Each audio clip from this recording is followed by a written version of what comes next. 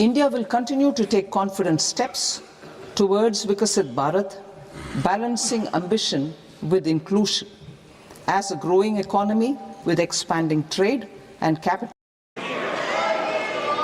Item number 1,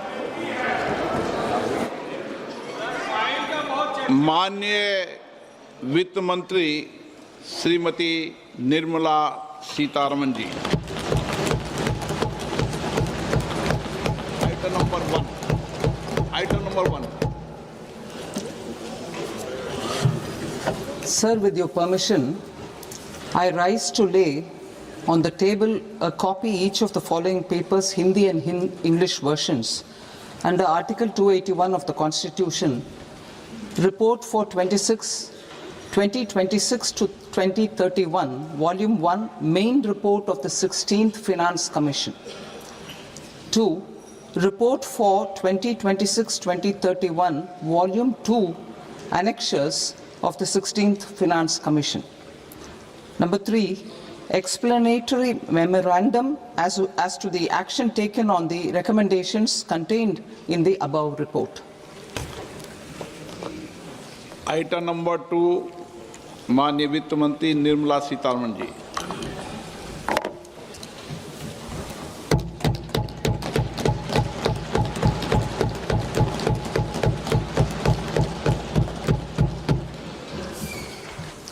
Honorable Speaker, sir, on the sacred occasion of Magh Purnima and the birth anniversary of Guru Ravidas, I present the budget for the year 2026-2027. Since we assumed office 12 years ago, India's economic trajectory has been marked by stability, fiscal discipline, sustained growth, and moderate inflation. This is the result of conscious choices we have made, even in times heightened uncertainty and disruption. Our government, led by Honorable Prime Minister Modi, has decisively and consistently chosen action over ambivalence, reform over rhetoric, and people over populism. We have pursued far-reaching structural reforms, fiscal prudence and monetary stability, whilst maintaining a strong thrust on public investment. Keeping Atmanirbharta as a lodestar, we have built domestic manufacturing capacity, energy security, and reduced critical import dependencies. Simultaneously, we have ensured that citizens benefit from every action of the government, undertaking reforms to support employment generation, agricultural productivity, household purchasing power, and universal services to people. These measures have delivered a high growth rate of around 7% and helped us make substantial strides in poverty reduction and improvement in the lives of our people. Today, we face an external environment in which trade and multilateralism are imperiled and access to resources and supply chains are disrupted. New technologies are transforming production systems while sharply increasing demands on water, energy, and critical minerals. India will continue to take confident steps towards Vikasit Bharat, balancing ambition with inclusion. As a growing economy with expanding trade and capital needs, India must also remain deeply integrated with global markets, exporting more and attracting stable long-term investment. As I begin Part A, I want to express my gratitude to the people for standing firmly with us as we forge our way together towards becoming one of the largest economies of the world.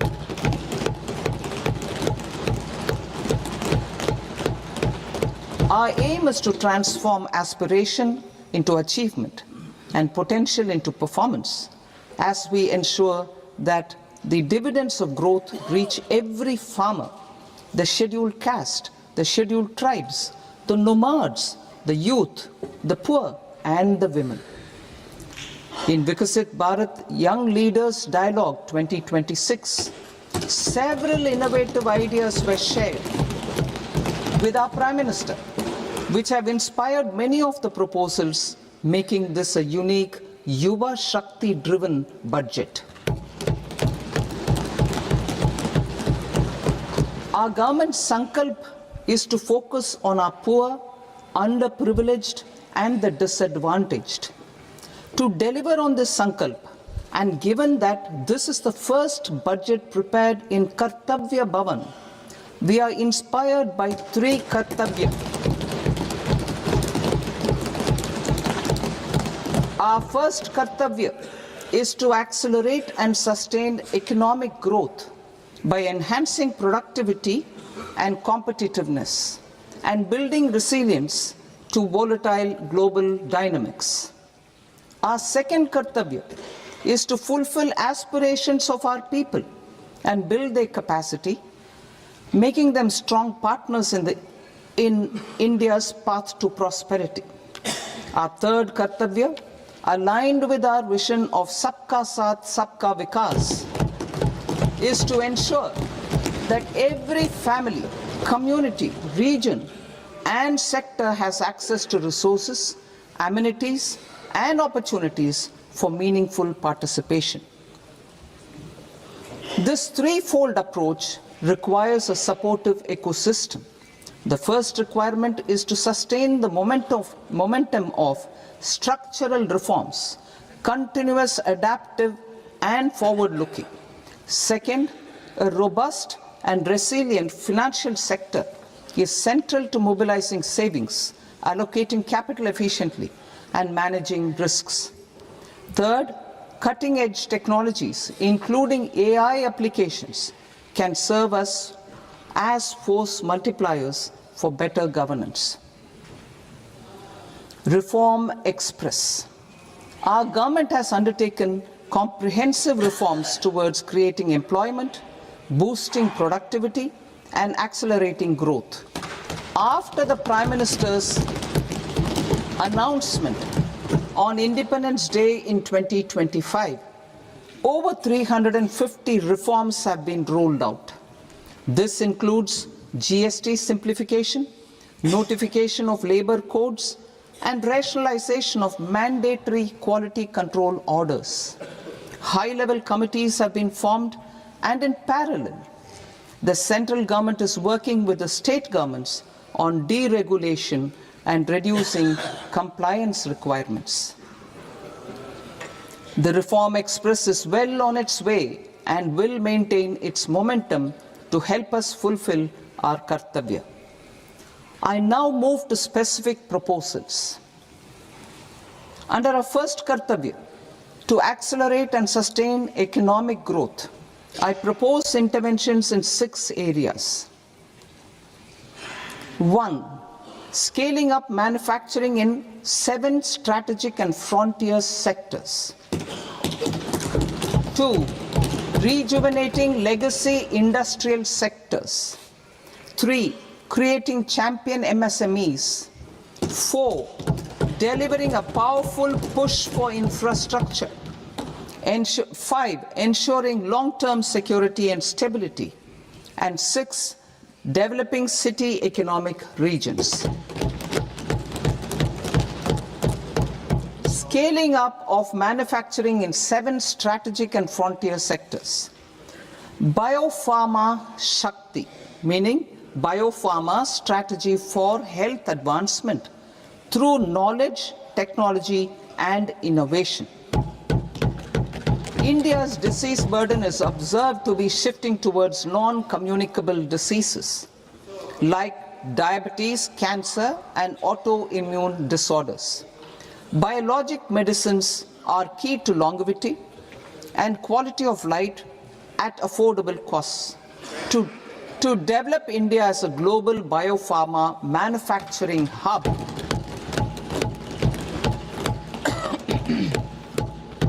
I propose the Biopharma Shakti with an outlay of 10,000 crores over the next 5 years. This will build the ecosystem for domestic production of biologics and biosimilars. The strategy will include a biopharma-focused network with 3 new national institutes of pharmaceutical education and research, popularly known as NIPERs, and upgrading 7 existing ones. It will also create a network of 1,000 accredited India clinical trials sites. We propose to strengthen the Central Drug Standard Control Organization to meet global standards and approve timeframes through and approval timeframes through a dedicated scientific review cadre and specialists. India's semiconductor mission 1.0 expanded India's semiconductor sector capabilities. Building on this, we will launch ISM 2.0 to produce equipment and materials, design full-stack Indian IP, and fortify supply chains. We will also focus on industry-led research and training centers to develop technology and skilled workforce. The Electronics Components Manufacturing Scheme, launched in April 2025 with an outlay of 22,919 crores, already has investment commitments at double the targets. We propose to increase the outlay to 40,000 crores to capitalize on this momentum.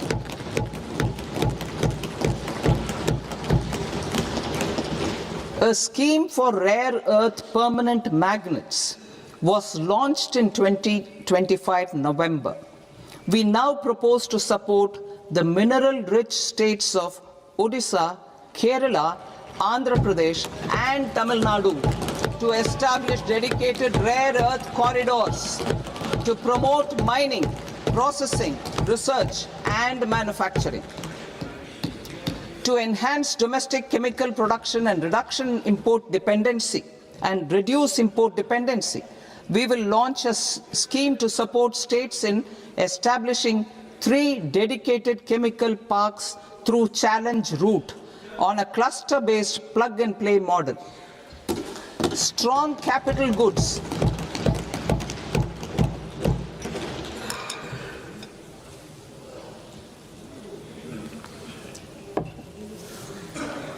Strong capital goods capability is a determinant of productivity and quality across different sectors. Towards building this capacity, I propose the following. High-tech tool rooms will be established by central public sector enterprises at 2 locations as digitally enabled automated service bureaus that locally design, test and manufacture high-precision components at scale and at lower cost. 2. A scheme for enhancement of construction and infrastructure equipments will be introduced to strengthen domestic manufacturing of high value and technologically advanced CIE. This can range from lifts in a multi-storied apartment or firefighting equipment in multiplexes, large or small, and to tunnel boring equipments for building metros and high-altitude roads. I also propose a scheme for container manufacturing to create a globally competitive container manufacturing ecosystem with a budgetary allocation of 10,000 crores over a 5-year period. For the labor-intensive textile sector, I propose an integrated program with 5 subparts. 1. The National Fiber Scheme for self-reliance in natural fibers, such as silk, wool and jute, man-made fibers, and new-age fibers. Textile expansion and employment scheme to modernize traditional clusters with capital support for machinery, technology upgradation, and common testing and certification centers. 3. The National Handloom and Handicraft Program to integrate and strengthen existing schemes and ensure targeted support for weavers and artisans. Tex Eco initiative to promote globally competitive and sustainable textiles and apparels. Samarth 2.0 to modernize the upgrade the textile skilling ecosystem through collaboration with industry and academic institutions. Further, I propose to set up mega textile parks in challenge mode. They can also focus on bringing value addition to technical textiles.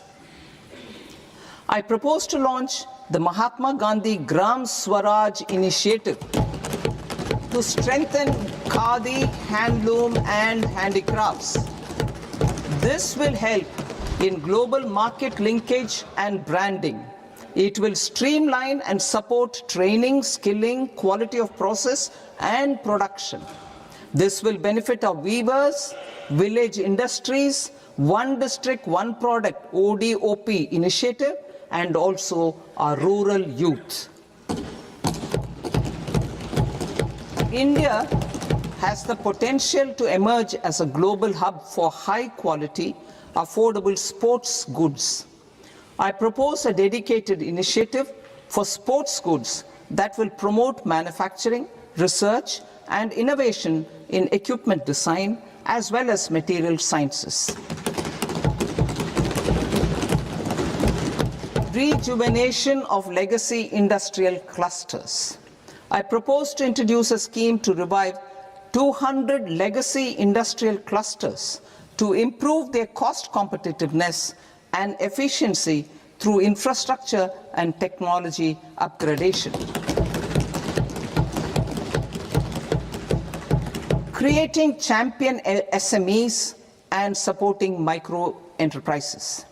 Recognizing MSMEs as a vital engine of growth, I propose a three-pronged approach to help them grow as champions. Equity support. I propose to introduce a dedicated 10,000 crores SME growth fund to create future champions, incentivizing enterprises based on select criteria. I also propose to top up the Self-Reliant India Fund set up in 2021 with 2,000 crores to continue support to micro enterprises and maintain their access to risk capital. Liquidity support. With TREDS, more than 7 lakh crore has been made available to MSMEs. To leverage its full potential, I propose 4 measures. 1.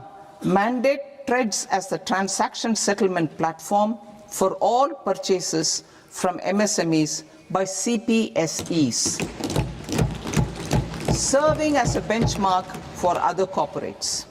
2. Introduce a credit guarantee support mechanism through CGT-MSE for invoice discounting on TREDS platform. 3. Link GEM with TREDS for sharing information with financiers about government purchases from MSMEs, encouraging cheaper and quicker financing. 4. Introduce TREDS receivables as asset-backed securities, helping develop a secondary market, enhancing liquidity and settlement of transactions. Professional support.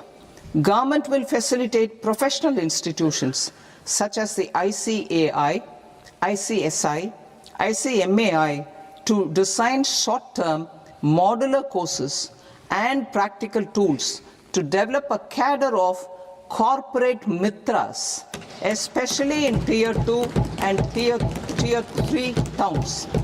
These accredited para-professionals will help MSMEs meet compliance requirements at affordable costs.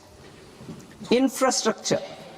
During this past decade, our government has undertaken several initiatives for large-scale enhancement of public infrastructure, including through new financing instruments such as Infrastructure Investment Trust (InvITs) and Real Estate Investment Trust (REITs), and institutions like NIIF and NABFID.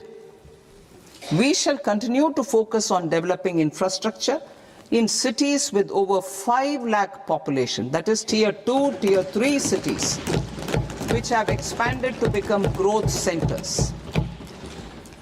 Public capital expenditure has increased manifold from 2 lakh crore in 2014-15 to an allocation of 11.2 lakh crore in BE 25-26. In this coming year, that is financial year 2026-27, I propose to increase it to 12.2 lakh crores to continue the momentum. To strengthen the confidence of private developers regarding risks during infrastructure development and construction phase, I propose to set up an infrastructure risk guarantee fund to provide prudentially calibrated partial credit guarantee to lenders. Over the years, rights have emerged as a successful instrument for asset monetization. I propose to accelerate recycling of significant real estate assets of the CPSEs through the setting up of dedicated rights. To promote environmentally sustainable movement of cargo, I propose to 1. Establish new dedicated freight corridors connecting Dankuni in the east to Surat in the west. Operationalize 20 new national waterways over the next 5 years. Starting with National Waterways 5 in Orissa to connect mineral-rich areas of Talcher and Angul and industrial centers like Kalinga Nagar to the ports of Paradeep and Dhamra. Training institutes will be set up as regional centers of excellence for development of required manpower for these waterways. This will benefit youth in the entire stretch of the waterways to train and acquire skills.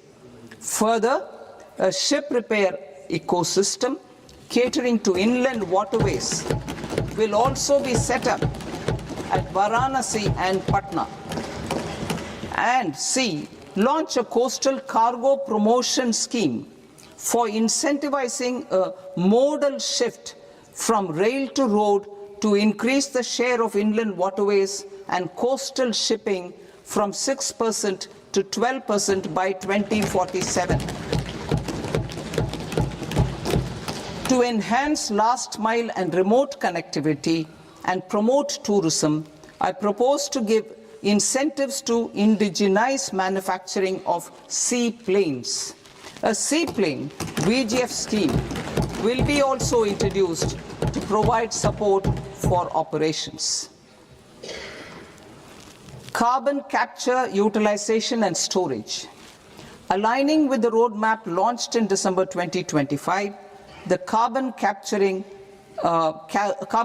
utilization and storage technologies at scale will achieve higher readiness and in end-use application across 5 industrial sectors, including power, steel, cement, refineries, and chemicals.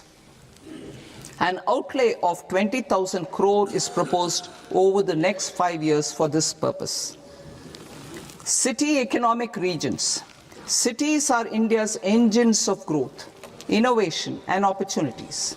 We shall now focus on tier 2, tier 3 cities, and even temple towns, which need modern infrastructure and basic amenities. This budget aims to further amplify the potential of cities to deliver the economic power of agglomerations by mapping city economic regions based on their specific growth drivers. An allocation of 5,000 crore per CER over 5 years is proposed for implementing their plans through a challenge mode with a reform-cum-result-based financing mechanism. In order to promote environmentally sustainable passenger systems, we will develop 7 high-speed rail corridors between cities as growth connectors, namely Mumbai to Pune, Pune to Hyderabad, Hyderabad to Bengaluru, Hyderabad to Chennai, Chennai to Bengaluru, Delhi to Varanasi, Varanasi to Siliguri.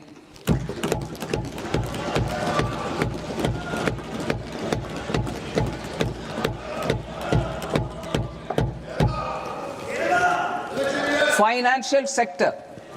The Indian banking sector today is characterized by strong balance sheet, historic highs in profitability, improved asset quality, and coverage exceeding 98% of villages in the country. At this juncture, we are well placed to futuristically evaluate the measures needed to continue on the path of reform-led growth of this sector. I propose setting up a high-level committee on banking for Vikasit Bharat. High-level committee on banking for Vikasit Bharat to comprehensively review the sector and align it with India's next phase of growth, while safeguarding financial stability, inclusion, and consumer protection. The vision for NBFCs for Vikasit Bharat has been outlined with clear targets for credit disbursement and technology adoption in order to achieve scale and improve efficiency in the public sector NBFCs. As a first step, it is proposed to restructure the Power Finance Corporation and Rural Electrification Corporation. I propose a comprehensive review of the foreign exchange management non-debt instruments rules to create a more contemporary, user-friendly framework for foreign investments consistent with India's evolving economic priorities. Corporate bond market. I propose to introduce a market-making framework with suitable access to funds and derivatives on corporate bond indices. I also propose to introduce total return swaps on corporate bonds. Municipal bonds.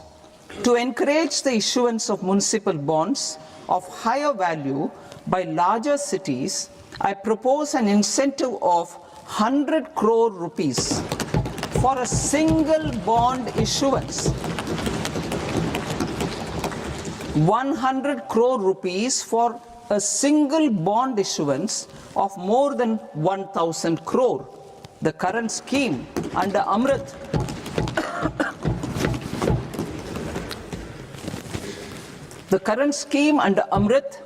which incentivizes issuances up to 200 crores only, will also continue to support smaller and medium towns. That will also continue to support the smaller and medium towns. Ease of doing business. Individual persons resident outside India, PROI, will be permitted to invest in equity instruments of listed Indian companies through the portfolio investment scheme. It is also proposed to increase the investment limit for an individual PROI under the scheme from 5% to 10%, with an overall investment limit for all individual PROIs to 24% from the current 10%. Emerging technologies including AI.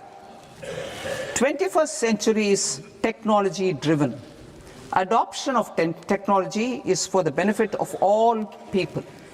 Farmers in the field, women in STEM, youth keen to upskill, and Divyangjan to access newer opportunities.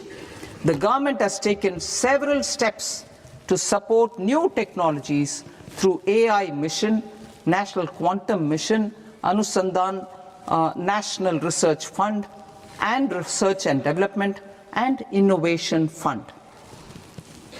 Our second kartavya is to fulfill aspirations and build capacities.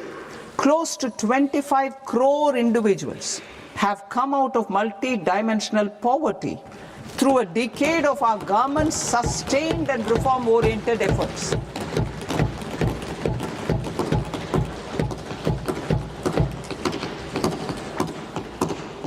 Our government has therefore decided to place a renewed emphasis on the service sector to provide a pathway to fulfilling aspirations of a youthful India with the following measures. I propose to set up a high-powered Education to Employment and Enterprises Standing Committee to recommend measures that focus on services sector as a core driver of Vikasit Bharat. This will make us a global leader in services with a 10% global share by 2047. The committee will prioritize areas to optimize the potential for growth, employment, and exports. They will also assess the impact of emerging technologies, including AI, on jobs and skill requirements and propose measures thereof. To create a range of skilled career pathways, a new range of skilled career pathways for our youth, I propose interventions in the following sectors. Health. Existing institutions for allied health professionals will be upgraded and new AHP institutions established in private and government sectors. This will cover 10 selected disciplines, including optometry, radiology, anesthesia, OT technology, applied psychology and behavioral health, and add 1 lakh AHPs over the next 5 years. A strong care system covering geriatric and allied care services will be built. A variety of NSQF-aligned programs will be developed to train multi-skilled caregivers, combining core care and allied skills such as wellness, yoga, and operation of medical assistive devices.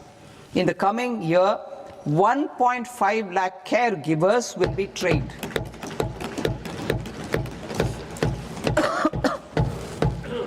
Hubs for medical value tourism. To promote India as a hub for medical tourism services, I propose to launch a scheme to support states in establishing 5 regional medical hubs in partnership with the private sector.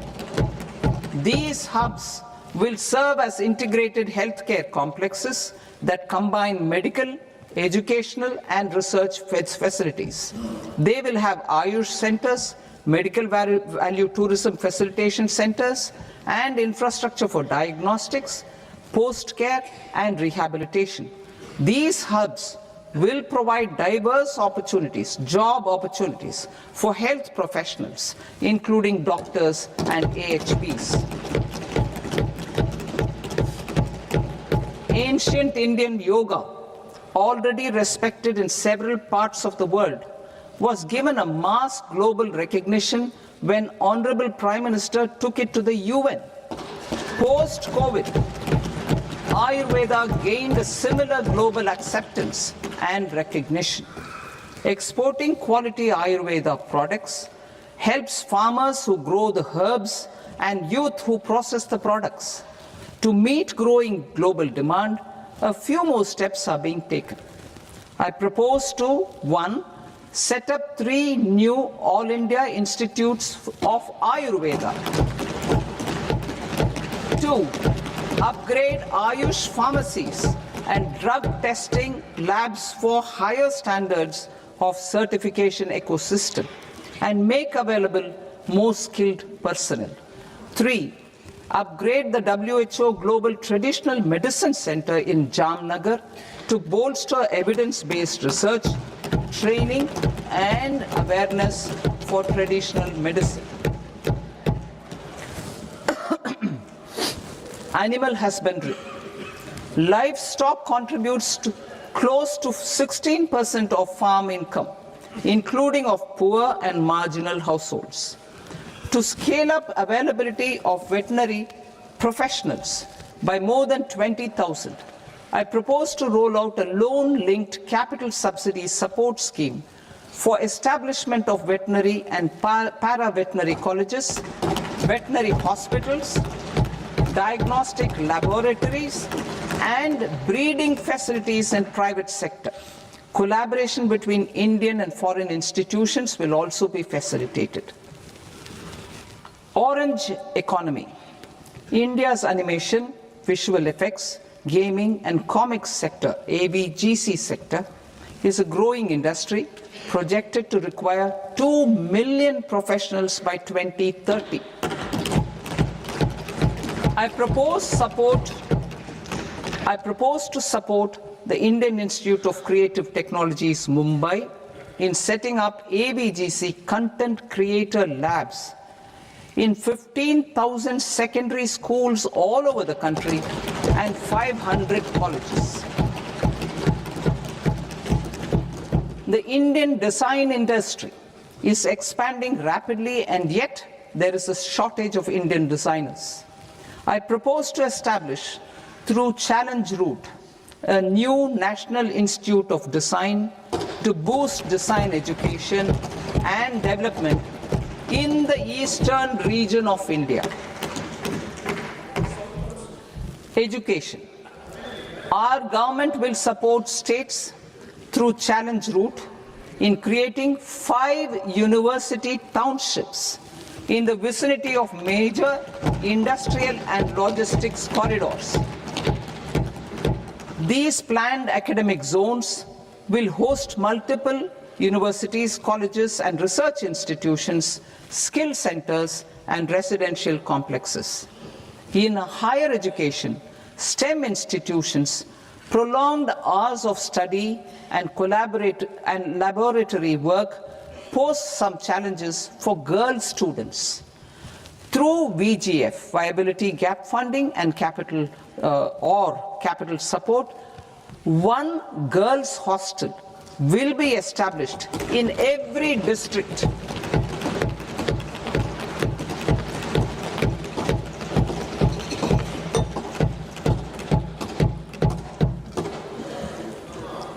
To promote astrophysics and astronomy via immersive experiences, 4 telescope infrastructure facilities will be set up or upgraded. The National Large Solar Telescope, the National Large Optical Infrared Telescope, the Himalayan Chandra Telescope, and the Cosmos 2 Planetarium. Tourism.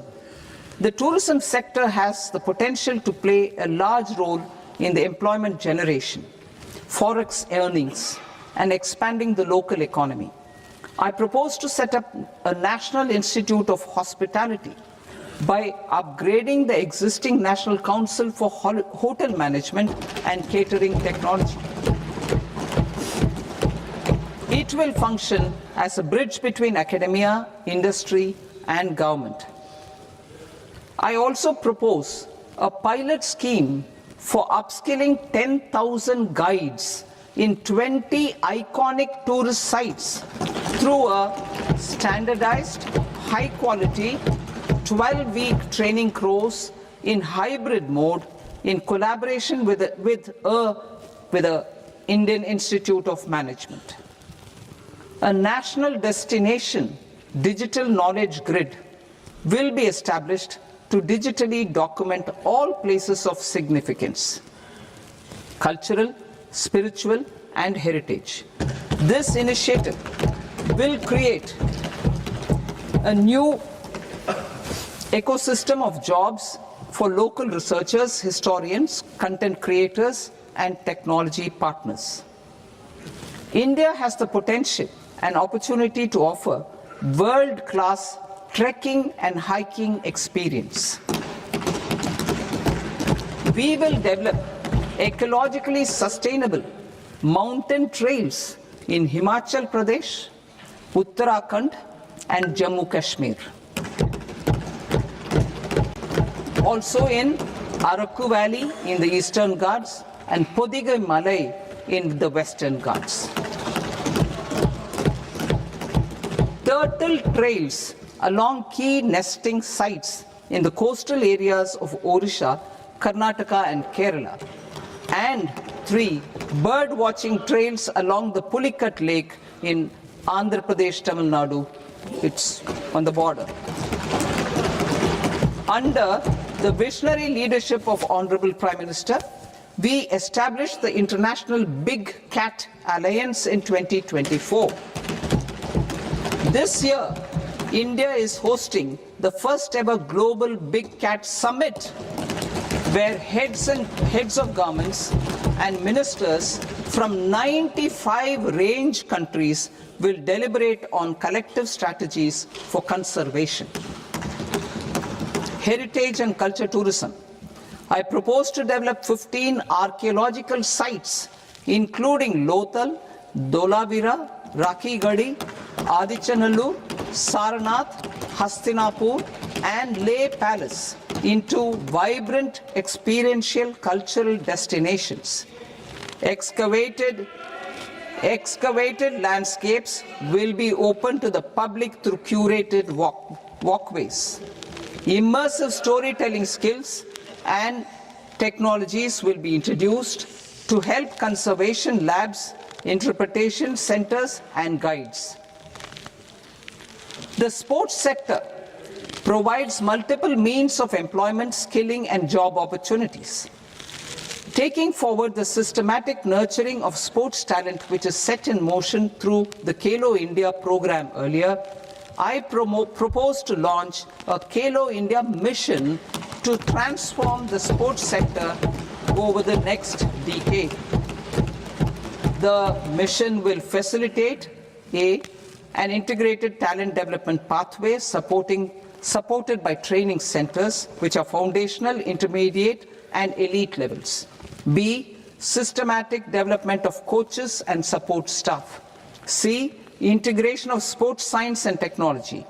D, competitions and leagues to promote sports culture and provide platforms.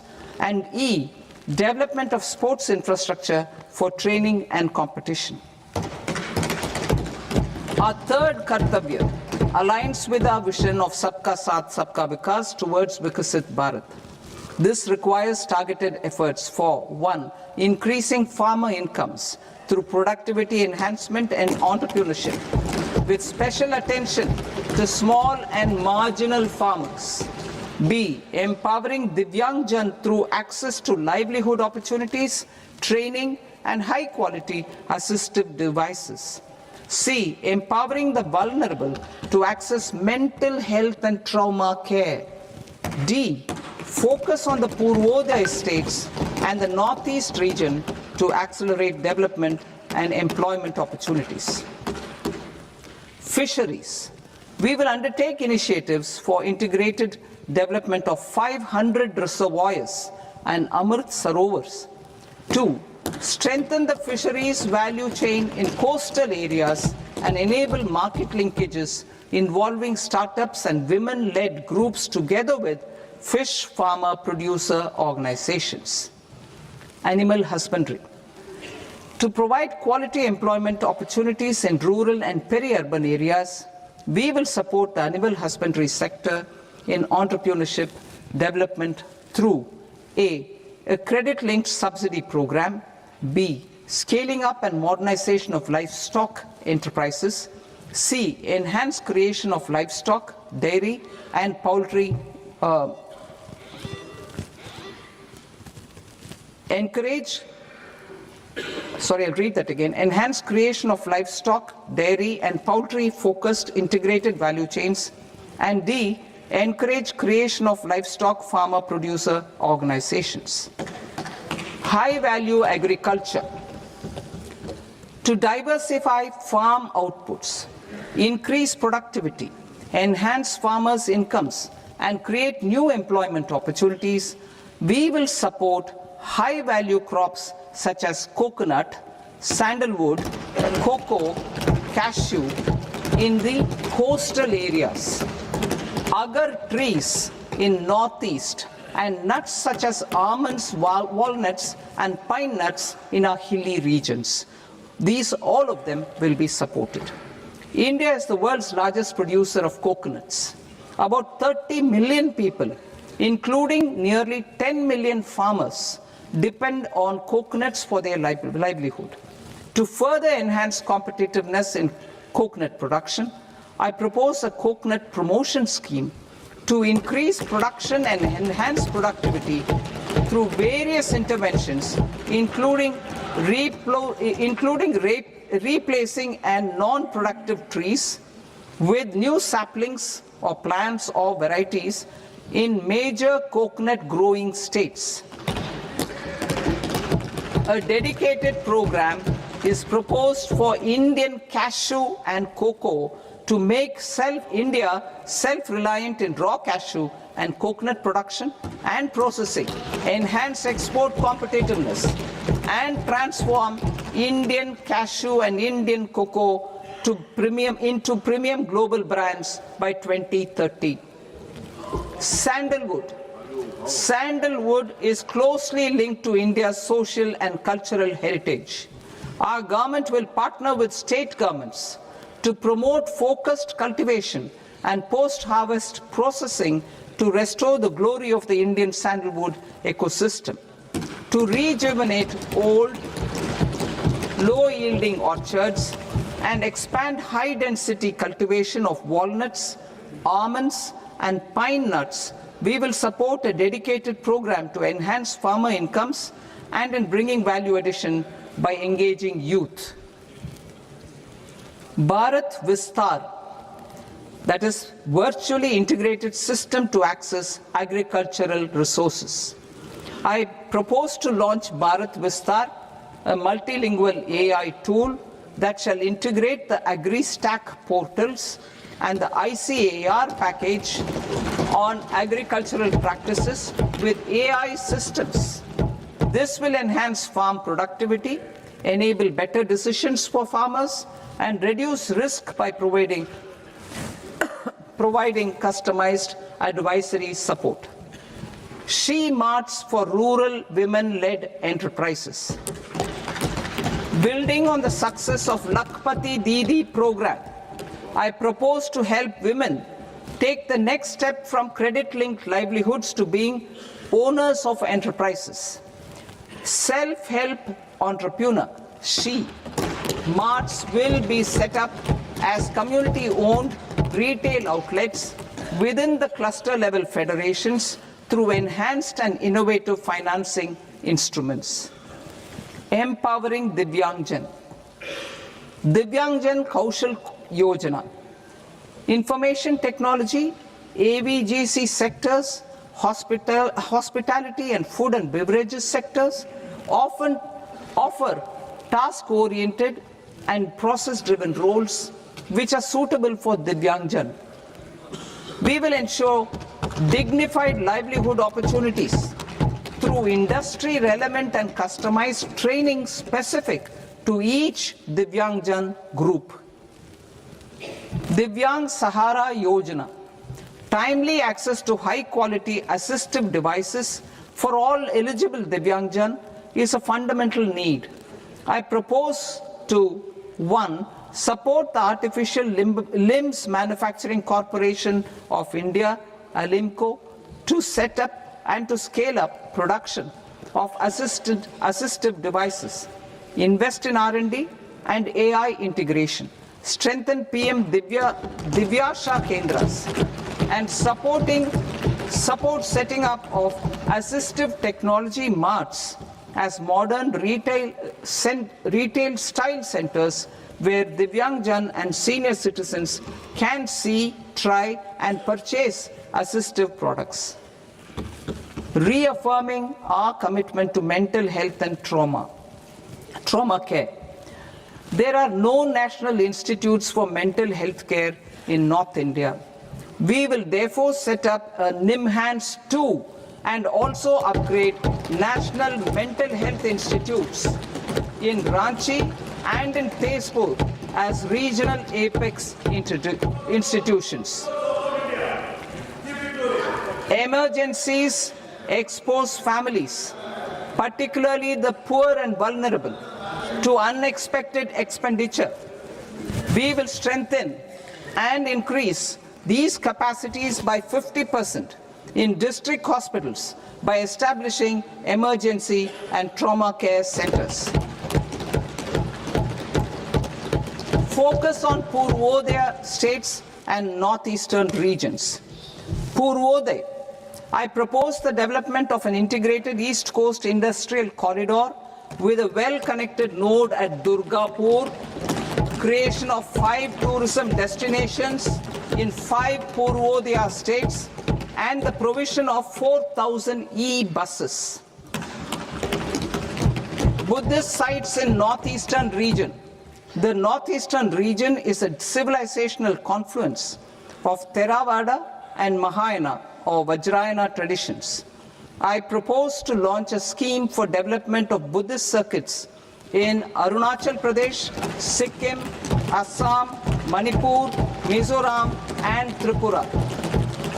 The scheme will cover preservation of temples and monasteries, pilgrimage interpretation centers, connectivity, and pilgrim amenities.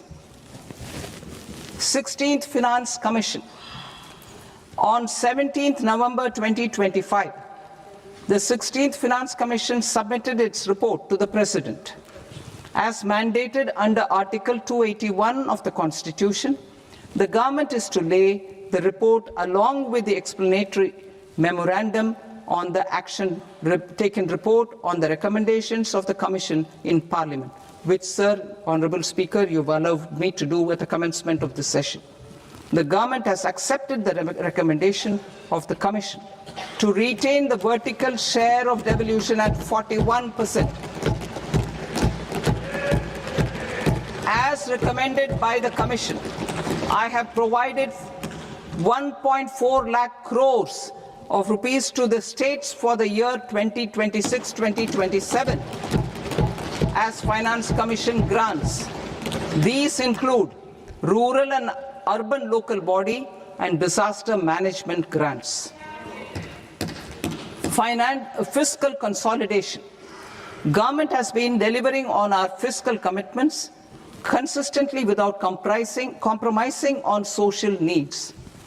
To strive towards accepted standards of fiscal management in Budget 25-26, I had indicated that the central government would target reaching a debt to GDP ratio of 50 plus or minus 1% by 2030-31.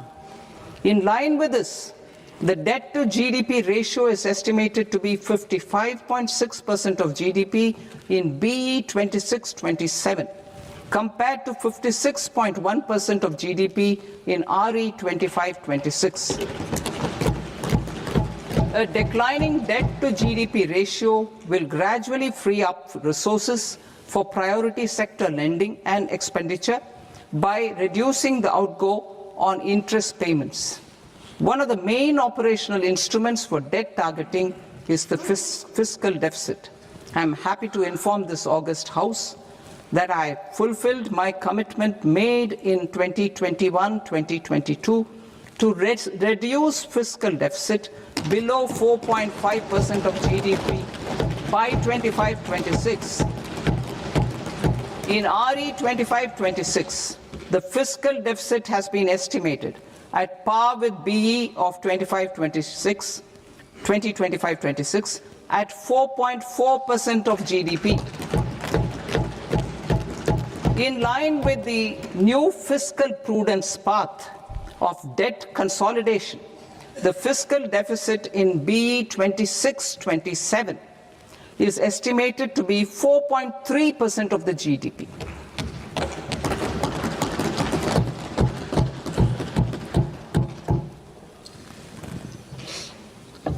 The revised estimates of the non-debt receipts are 34 lakh crore rupees, of which the centre's net tax receipts are 26.7 lakh crore. The revised estimate of the total expenditure is 49.6 lakh crore rupees, of which the capital expenditure is about 11 lakh crores. Budget estimates 2026 to 2027.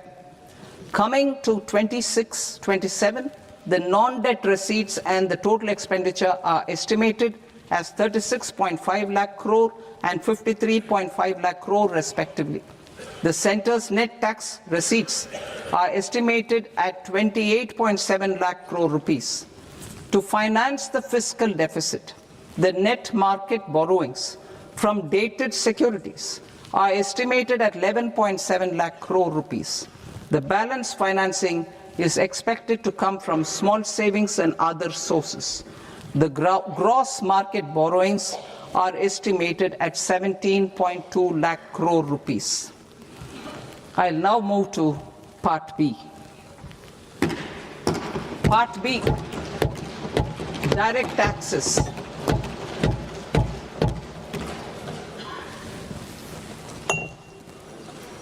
Honorable Speaker, sir, I now present my proposals on direct taxes.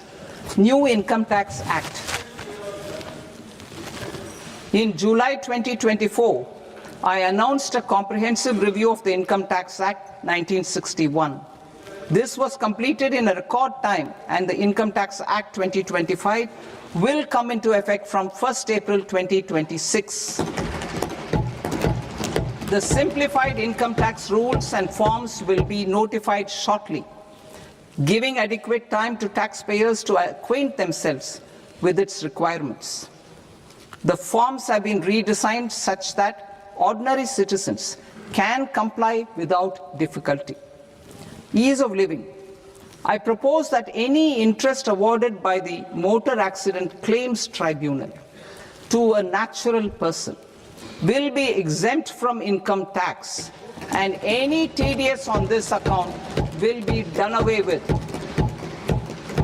I propose to reduce TCS rate on the sale of overseas tour program package from the current 5% and 20% to 2% without any stipulation of amount.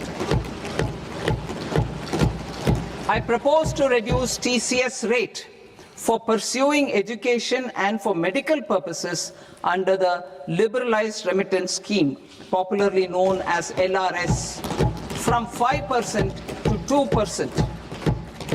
Supply of manpower services is proposed to be specifically brought within the ambit of payment to contractors for the purpose of TDS to avoid ambiguity. Thus, TDS on these services will be at the rate of either 1% or 2% only. I propose a scheme for small taxpayers wherein a rule-based automated process will enable obtaining a lower or nil deduction certificate instead of filing an application with the assessing officer. For the ease of taxpayer holding securities in multiple companies, I propose to enable depositories to accept Form 15G or Form 15H from the investor and provide it directly to various relevant companies. I propose to extend time available for revising returns from 31st December to up to 31st March with the payment of a nominal fee. I also propose to stagger the timeline for filing of tax returns. Individuals with ITR 1 and ITR 2 returns will continue to file till 31st July, and non-audit business cases or trusts are proposed to be allowed time till 31st August. TDS on sale of immovable property by a non-resident is proposed to be deducted and deposited through resident buyers and his or her PAN-based challan instead of requiring a TAN, which is a temporary accounting number. To address practical issues of small taxpayers like students, young professionals, tech employees, relocated NRIs, and such others, I propose to introduce a one-time 6-month foreign asset disclosure scheme for these taxpayers to disclose income or assets below a certain size. This scheme would be applicable for two categories of taxpayers, namely A, who did not disclose their overseas income or assets, and B, who disclosed their overseas income and or paid due tax but could not declare the asset acquired. For category A, the limit of undisclosed income or asset is proposed to be up to 1 crore rupees. They need to pay 30% of fair market value of asset or 30% of undisclosed income as tax and 30% as additional income tax in lieu of penalty and would thereby get immunity from prosecution. For category B, asset value is proposed to be up to 5 crore rupees. Here, immunity from both penalty and prosecution will be available with a payment of fee of 1 lakh rupees. Rationalizing penalty and prosecution. Multiplicity of proceedings are hindrance to the ease of doing business. I propose to integrate assessment and penalty proceedings by way of a common order for both. There will be no interest liability on the taxpayer on the penalty amount for the period of appeal before the first appellate authority, irrespective of the outcome of appeal process. Further, quantum of prepayment is being reduced from 20% to 10% and will continue to be calculated only on core tax demand. As an additional measure for reducing litigation, I propose to allow taxpayers to update their returns even after reassessment proceedings have been initiated, and an additional 10% tax rate over and above the rate applicable for the relevant year. The assessing officer will then use only this updated return in his proceedings. There is already a framework for immunity from penalty and prosecution in the cases of underreporting. I propose to apply this framework for immunity to misreporting too.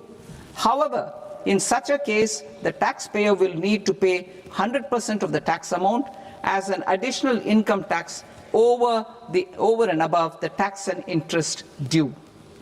Penalties for certain technical defaults, such as failure to get accounts audited, non-furnishing of transfer pricing audit report, and default in furnishing statement for financial transactions are proposed to be converted into fee.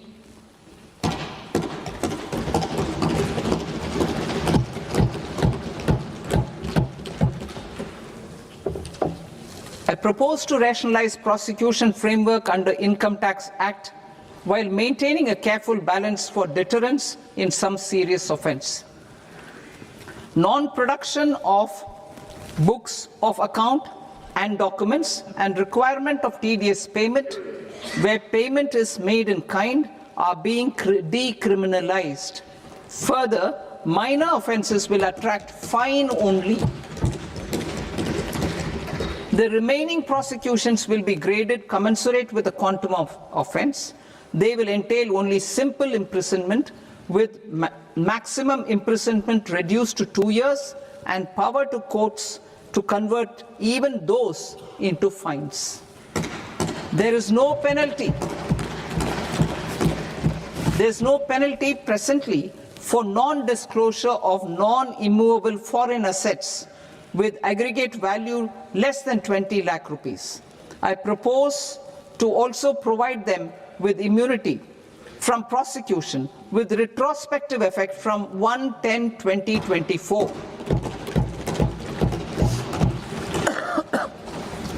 Cooperatives.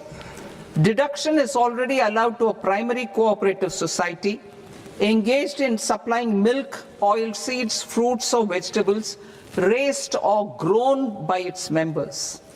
I propose to extend this deduction to also include supply of cattle feed and cotton seed produced by its members.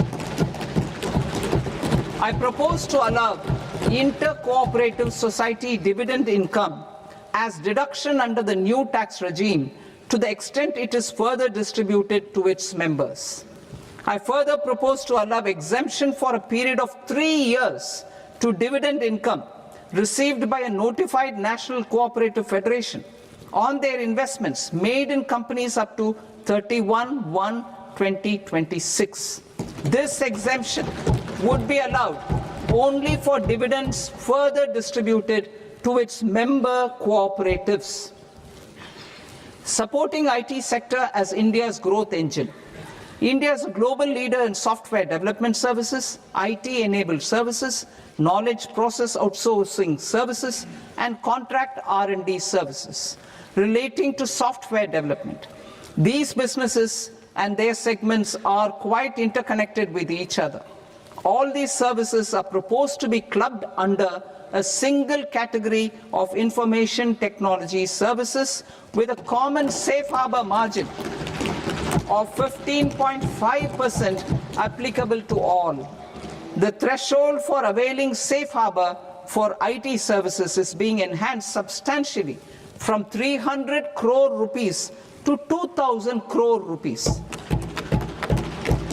Safe harbor for IT services shall be approved by an automated rule-driven process without any need for tax officer to examine and accept the application.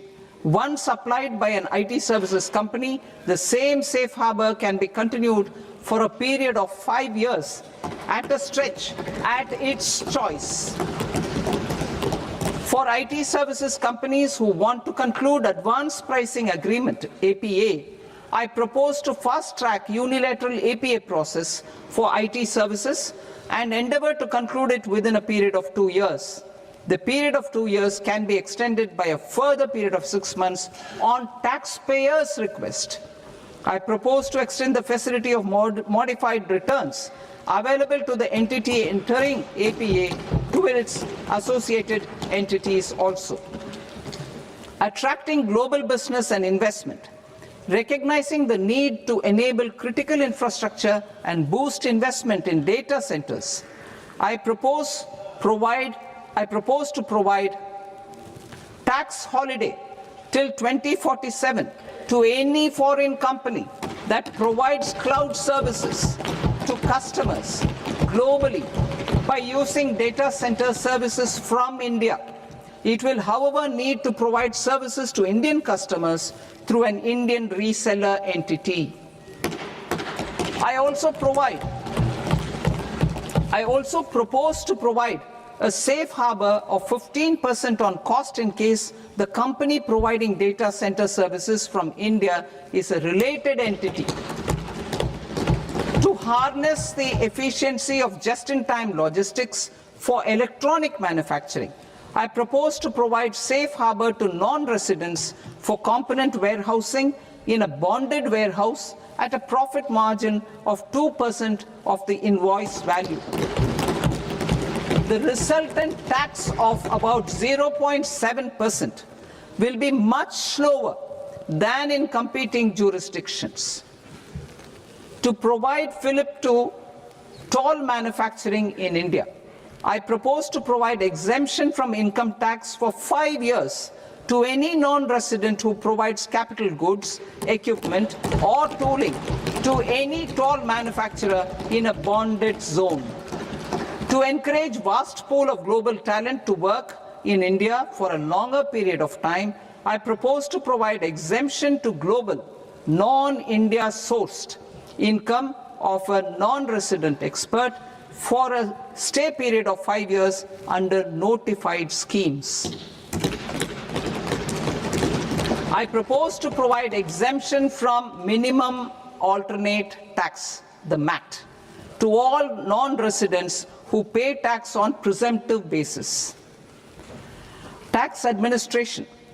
I propose to constitute a joint committee of Ministry of Corporate Affairs and Central Board of Direct Taxes for incorporating the requirements of income computation and disclosure standards, the ICDS, in the Indian Accounting Standards Ind AS itself. Separate accounting requirement based on ICDS will be done away with from the tax year 27-28. To support Prime Minister Modi's vision of homegrown accounting and advisory firms to become global leaders, I propose to rationalize the definition of accountant for the purposes of safe harbor rules. Other tax proposals. Change in taxation of buyback was brought in to address the improper use of buyback route by promoters. In the interest of minority shareholders, I propose to tax buyback for all types of shareholders as capital gains. However, to disincentivize misuse of tax arbitrage, promoters will pay an additional buyback tax. This will make effective tax 22% for corporate promoters. For non-corporate promoters, the effective tax will be 30%. TCS rate for sellers of specific goods, namely alcoholic liquor, scrap, and minerals, will be rationalized to 2%, and that on tendu leaves will be reduced from 5% to 2%. I propose to raise the STT on futures to 0.05% from the present 0.02%. STT on options premium and exercise of options are both proposed to be raised to 0.15% from the present rate of 0.1% and 0.125% respectively. We reformed the taxation landscape for corporates in 2019 by providing them a simplified regime with lower tax rate so that they could productively focus on business rather than on claim of deductions and exemptions. To encourage companies to shift to the new regime, set-off of brought forward MAT credit, minimum alternate tax credit, is proposed to be allowed to companies only in the new regime. Set-off using available MAT credit is proposed to be allowed to an extent of 1/4 of the tax liability in the new regime. MAT is proposed to be made final tax, so there will be no further credit accumulation from 1st April 2026. In line with this change, the rate of final tax is being reduced to 14% from the current MAT rate of 15%. The brought forward MAT credit of taxpayers accumulated till 30th March 2026 will continue to be available to them for set-off as above. Indirect taxes. I shall now take up proposals related to indirect taxes. My proposals for customs and central excise aim to further simplify the tariff structure, support domestic manufacturing, promote export competitiveness, and correct inversion in duty. To continue weeding out long continuing customs duty exemptions, I propose to remove certain exemptions on items which are being manufactured in India or where the imports are negligible. Similarly, to further simplify the process of ascertaining the rate of duty applicable on a particular item, I propose to incorporate certain effective rates in various customs notifications to the tariff schedule itself. I shall now take up sector-specific proposals. Promotion of exports of marine, leather, and textile products. I propose to increase the limit for duty-free imports of specified inputs used for processing seafoods for export from the current 1% to 3% of FOB value of the previous year's export turnover. I also propose to allow duty-free imports of specified inputs, which is currently available for exports of leather or synthetic footwear, to exports of shoe uppers as well.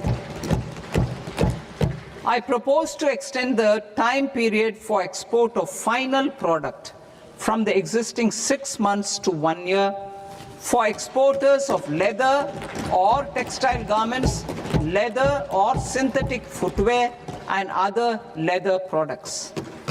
Energy transition and security.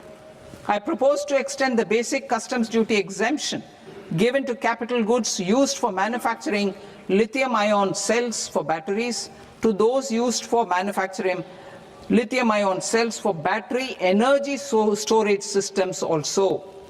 I propose to exempt basic customs duty on import of sodium antimonate for use in manufacture of solar glass. Nuclear power. I propose to extend the existing basic customs duty exemption on imports of goods required for nuclear power projects till the year 2035 and expand it for all nuclear plants irrespective of their capacity. Critical minerals. It is proposed to provide basic customs duty exemption to the import of capital goods required for the processing of critical minerals in India. Biogas blended CNG. I propose to exclude the entire value of biogas while calculating the central excise duty payable on biogas blended CNG. Civil and defense aviation. I propose to exempt basic customs duty on components and parts required for the manufacture of civilian training and other aircrafts. It is proposed to exempt basic customs duty on raw materials imported for the manufacture of parts of aircraft to be used in maintenance, repair, or overall requirements by units in the defense sector. Electronics. To deepen value addition in the consumer electronics sector, I propose to exempt basic customs duty on specified parts used in the manufacture of microwave ovens. Special economic zone. To address the concerns arising about utilization of capacity by manufacturing units in the special economic zones due to global trade disruptions, I propose as a special one-time measure to facilitate sales by eligible manufacturing units in SEZs to the domestic tariff area at concessional rates of duty. The quantity of such sales will be limited to a prescribed proportion of their exports. Necessary regulatory changes will be undertaken to operationalize the measures while ensuring level playing field for the units working in the DTA. Ease of living.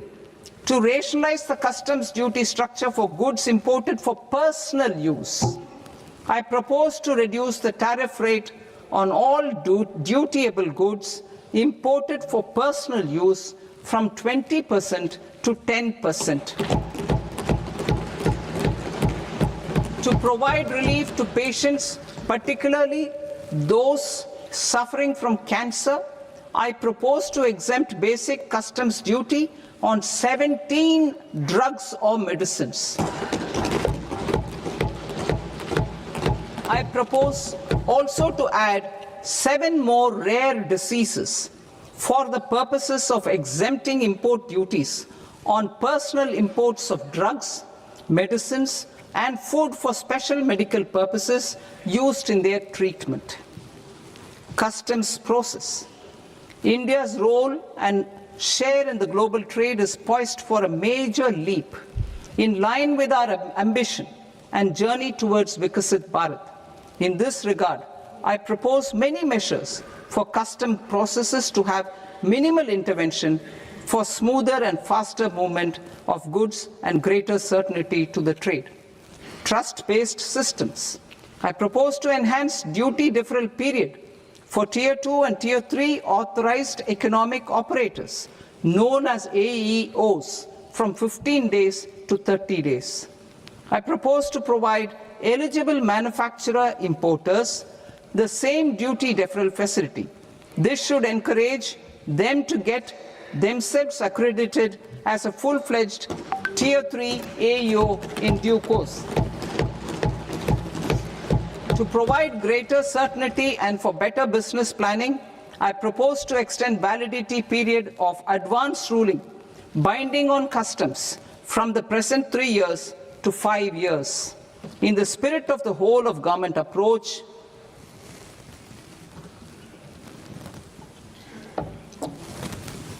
government agencies will be encouraged to leverage AEO accreditation for preferential treatment in clearing their cargo.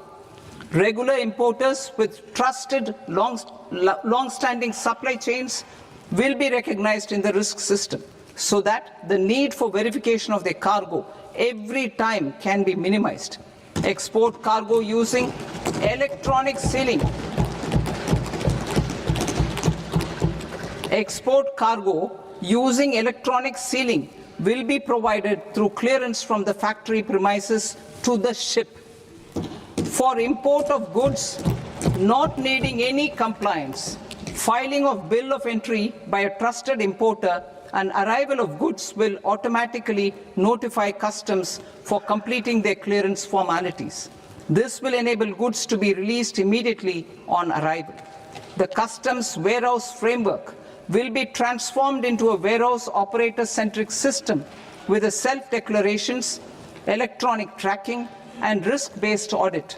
These reforms will move away from the current system of officer-dependent approvals and reduce transaction delays and compliance costs. Ease of doing business.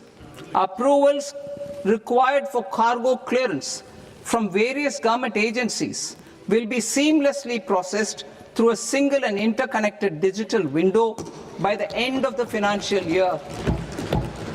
Processes involved in clearance of food, drugs, plant, and animal and wildlife products, accounting for about 70% of interdicted cargo, will be operationalized on this system by April 2026 itself. For goods not having any compliance requirement, clearance will be done by customs immediately after online registration is completed by the importer, subject to the payment of duty. Customs integrated system will be rolled out in 2 years as a single integrated and scalable platform for all customs processes. Utilization of non-intrusive scanning with advanced imaging and AI technology for risk assessment will be expanded in a phased manner with the objective to scan every container across all the major ports. New export opportunities to support Indian fishermen to fully harness the economic value of marine resources beyond our territorial waters. The following measures will be taken. A. Fish catch by an Indian fishing vessel in exclusive economic zone or on the high seas will be made free of duty. Landing of such fish on foreign port will be treated as export of goods. Safeguards will be put in place to prevent misuse during fish catch, transit, or transshipment. To support aspirations of India's small businesses, artisans, and startups to access global markets through e-commerce, I am pleased to announce complete removal of the current value cap of 10 lakh rupees per consignment on courier exports. In addition, handling of rejected and returned consignments will be improved with effective use of technology for identifying such consignments. I propose to revise provisions governing baggage clearance during international travel to address genuine concerns of passengers. The revised rules will enhance duty-free allowances in line with the present-day travel realities and provide clarity in temporary carriage of goods brought in or taken out. There are honest taxpayers who are willing to settle disputes by paying all their dues. but they get deterred due to negative connotation associated with penalty. They will now be able to close cases by paying an additional amount in lieu of penalty. Honorable Speaker, sir, with this, I commend the budget to this august House. Jai Hind.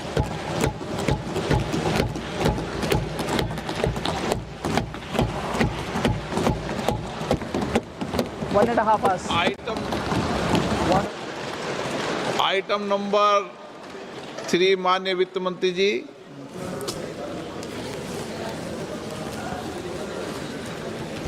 Item number 2, sir. 3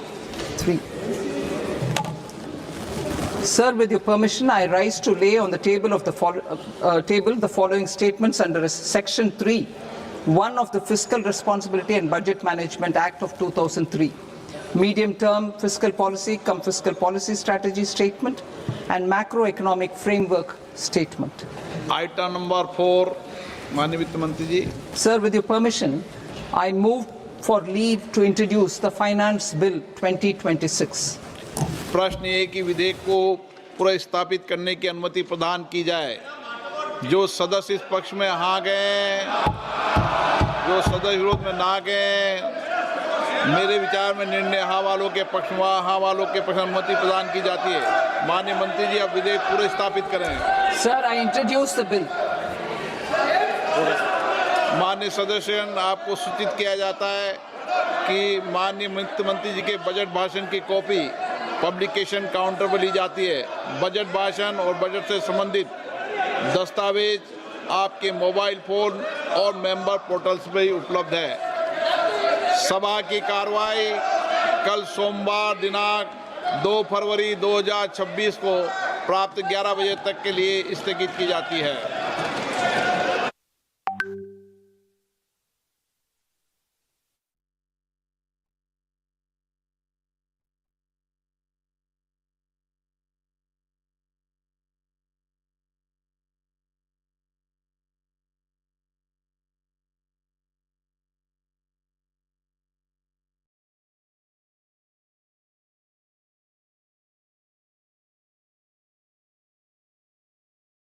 से बड़े लोकतंत्र के प्रधानमंत्री श्री नरेंद्र मोदी का उनकी अगवानी के लिए रक्षा मंत्री श्री राजनाथ सिंह मौजूद।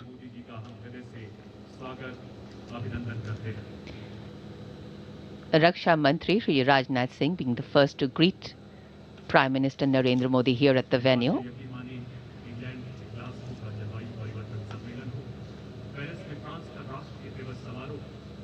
January coming to a close, the biting cold has given to a gentle chill, if there be such a phrase. The weather opening up, and today our eyes and ears are going to open up to sounds and colors of visual delight.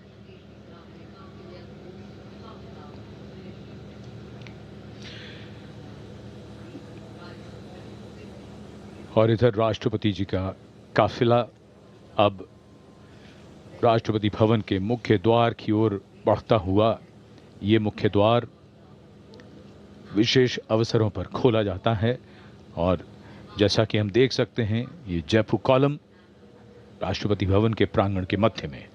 Jaipur column standing at a height of 145 feet.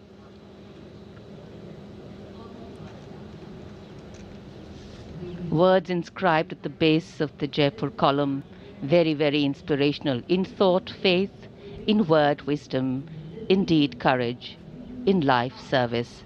So may India be great. The majestic gates of Rashtrapati Bhavan are a work of art in themselves.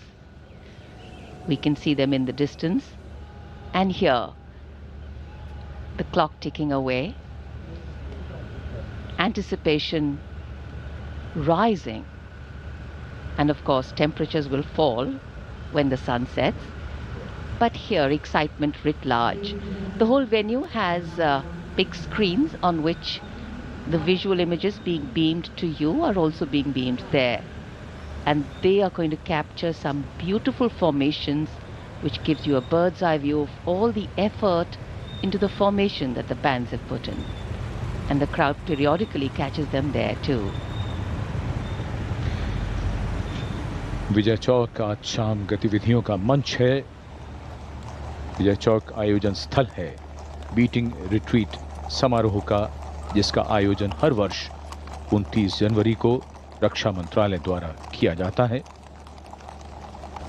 इसमें भारतीय सेना के band तालमेल और अनुशासन के साथ beating retreat की प्राचीन परंपरा को पूरी शान के साथ प्रस्तुत करते हैं। ये समारोह अतीत की याद ताज़ा करता है। समारोह के बाद सेनाओं के लौटने की इस परंपरा का जन्म युद्ध के मैदान में हुआ था।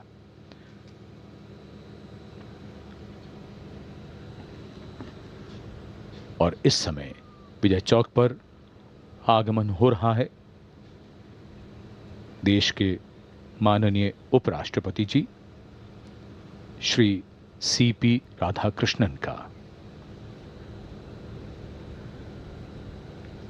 कुछ ही समय में सजीले शानदार घुड़सवार अंगरक्षकों के साथ The arrival of the Vice President of India, Shri C.P. Radhakrishnan, here at Vijay Chowk. माननीय राष्ट्रपति श्रीमती द्रौपदी मुर्मू जी का आगमन होगा। प्रेसिडेंट बॉडीगार्ड के कमांडेंट हैं colonel Amit Berwal. Music and the military have always been historically intertwined. The use of music in war and peace times dates back to antiquity. Military bands are composed of professional soldiers and play at ceremonies, parades and public events. So the array of compositions lined up for performance today is varied and the formations are synchronized seamlessly, very impressively. Here comes the President's cavalcade. Riding to the right of the President's buggy is the Commandant of the President's bodyguard, Colonel Amit Berwal, BSM. To the left of the President's buggy rides the second in command, Lieutenant Colonel Angad Singh Thind. The President's bodyguard, a unique airborne cavalry regiment. Their motto, Bharat Mata Ki Jai. और अब उनके बारे में भी बात हो जाए जिनका संगीत हम सुनने वाले हैं। आज के समारोह के प्रिंसिपल कंडक्टर यानी प्रधान संचालक स्क्वाड्रन लीडर लैमा पोकपम रूपा चंद्रा सिंह हैं और ये बिगुल का उद्घोष जो संकेत है कि आगमन हो रहा है तीनों सेनाओं की सर्वोच्च कमांडर, देश की प्रथम नागरिक, भारत की माननीय राष्ट्रपति जी का।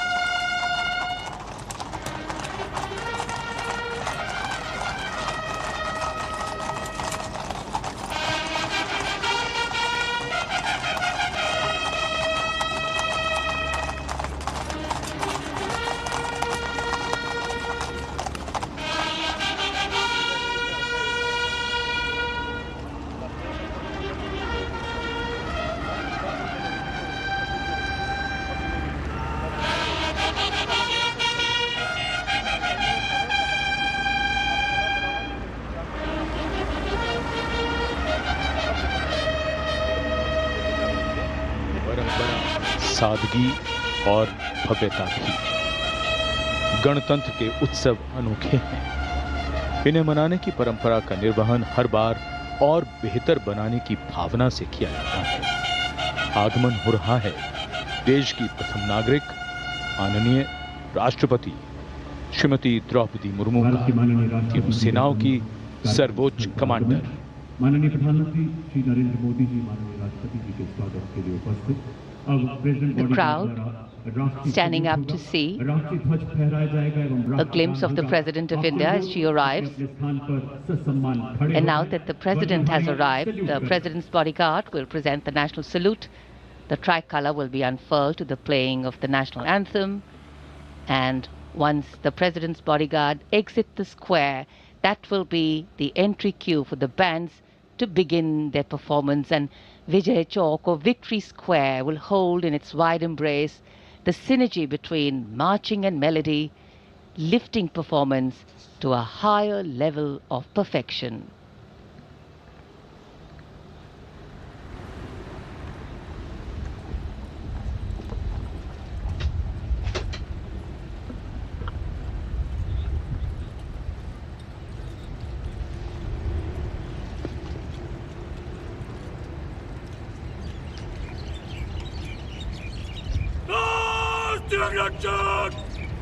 Salami again!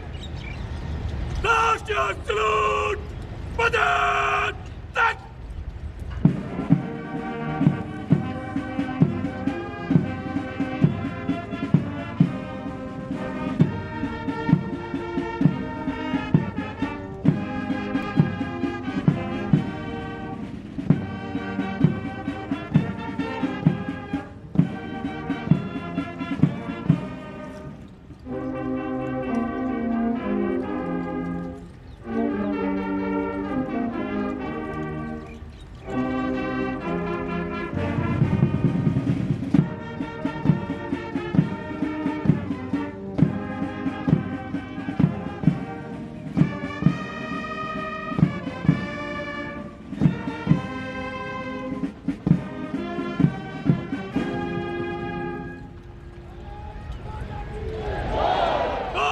आप सभी से आग्रह कृपया अपने अपने स्थान पर बैठ जाएं। अब प्रेसिडेंट बॉडीगार्ड यहां से प्रस्थान करेंगे। तत्पश्चात बीटिंग रिट्रीट 2026 आरंभ होगा।